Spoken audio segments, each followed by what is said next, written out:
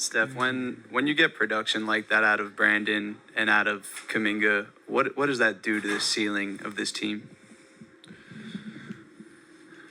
I mean, we'll find out. We love seeing those guys, play confidently, make plays, shoot the ball, be aggressive, have a presence on defense. You look at a game like this where BP is just on fire in the first half, taking shots that he's stepping into, he knows he can make, and he's just, making his presence felt. JK was so decisive on both ends. When he had a lane, he took it to the basket. If he didn't, he was moving it. Open guy. So that's our offense. That's our whole team. Jamie's done a great job elevating our whole team, but I think he's instilled confidence in all those guys to just be themselves. What were some things that you liked the most about this trip? I mean, we got some wins. It was a rough start. Where we go, 4-2? 4-2, yeah. Obviously rough start, the first two. Close out the rest of these games. I think we got better each game. And took advantage of opportunities to give ourselves a good chance down the stretch to, I don't know how far we can climb, but just to, we just want to guarantee a playoff series, and we got work to do, but we're in good shape. When you take into account his effort defensively and then also what he did on offense, passing the ball, scoring, obviously, was this the best game you've ever seen JK play? I think we need to kind of just let this guy play basketball. We don't have to have a declaration after every game. We don't have to be in a situation where we're judging every minute he's out there. I understand he's the next in line to, come into his own as an NBA player.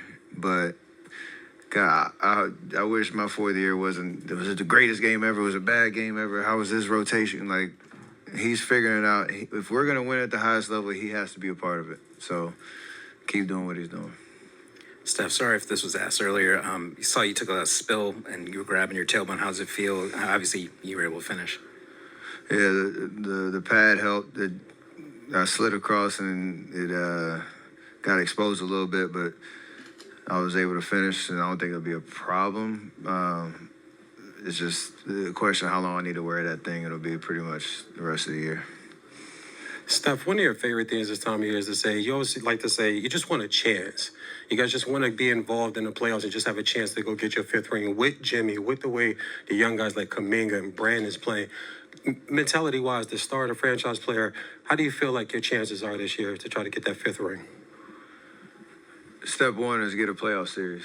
Step two is to try to win 4 games and then figure it out from there. So where we were 2 months ago, 11th seed, and really struggling to find an identity, that's where that kind of comment comes out, because, the way that we're playing right now is reflective of what Jimmy's brought to us, but to the question of, BP, Moses, JK, Looney, Gee, Buddy, everybody, QP who's in the rotation and really helping us. All those guys are understanding what winning basketball is and how it doesn't matter what it looks like, just compete, have confidence when you're out there on the floor. And I think we've understood with a shorter rotation and more consistent rotation that we, how the pieces fit. So it's, again, a lot of work to do, but I like where we're at right now. Hey, Steph, after the trade went down, besides just relying on your guys' talent, what do you think you and Jimmy did to make the chemistry as good as it can be?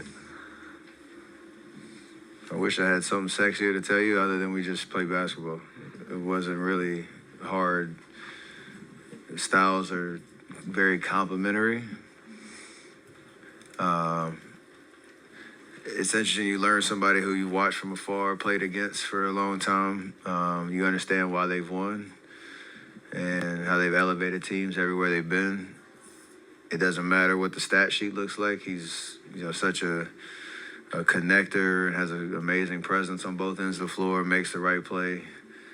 And the vibe of what our team is right now is not what he's done. Not only what he's done for me, Draymond, in terms of superstar doing what he does, but he's elevated everybody else, and that's a big deal.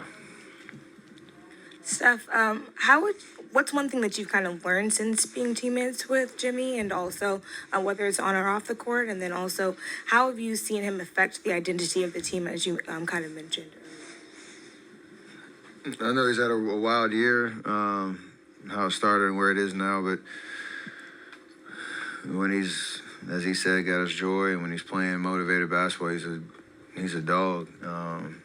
And that point of it, it can look a lot of different ways from game to game. I mean, it's just a matter of what it takes to win. And I think he's so comfortable in that space, and it's been fun, just trying to figure it out on the fly.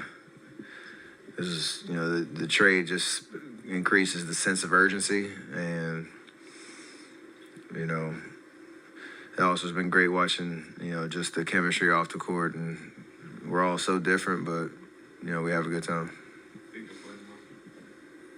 I'm not sure. Steph, back here. So basketball careers are finite, and with you having the outburst in Memphis and then tonight, what does that The what? the outbursts that you had, like the 52-point Oh, outburst? my bad. Yeah. I All heard something good. different. My bad. Keep going. All good. But when it comes to those kind of games, what does that tell you about yourself? Does it tell you I can keep going for another 4 or 5 years, maybe even 10? Or is it just one of those things where you're just living in the moment and just kind of taking it as it comes? B. The second part. That is how I live, for sure. Just enjoying myself. Any more outbursts? That part. Scoring outbursts. That was nice. I know. I thought I was like, Last one. thought I did something. Hi, Steph. I think you're kind of used to wherever you go, people like giving you MVP chances. But being in the Lakers arena tonight, and this is like a very important game, do you even realize that? And can you share some thoughts when you were standing in a line, at the line in the last minute, and the arena was going crazy and giving you all these MVP chances? I appreciate the way our fans travel. Obviously, the Bay Area, all DubNation, the SoCal things. It's in every sport. It's a vibe for sure. You love the competitiveness on the court and in the stands. I remember my first couple years when we used to chant BLA in the Bay at Oracle, but the Laker fans were way louder when Cole came in. So it's kind of a weird dynamic seeing the one side of it, seeing what it is now. It's sports. It's fun. We embrace it all. NBA basketball is not that common. I mean, I'm from Germany and Europe. It's very common in soccer games that you have these two sides. And normally you don't have it that much, so it's pretty crazy to see how they would watch. Yeah, there's a lot of talk about, I don't know how deep you want to get into it, but fan engagement, viewership in the league and all that type of stuff. Like, when you get in an arena like this, basketball's in a very good place because of that. So I love playing. I love the atmosphere. Watching this game tonight, hopefully it was entertaining across the board. Like, basketball's in a really good place. Terrific. Thank you. Appreciate it, everybody.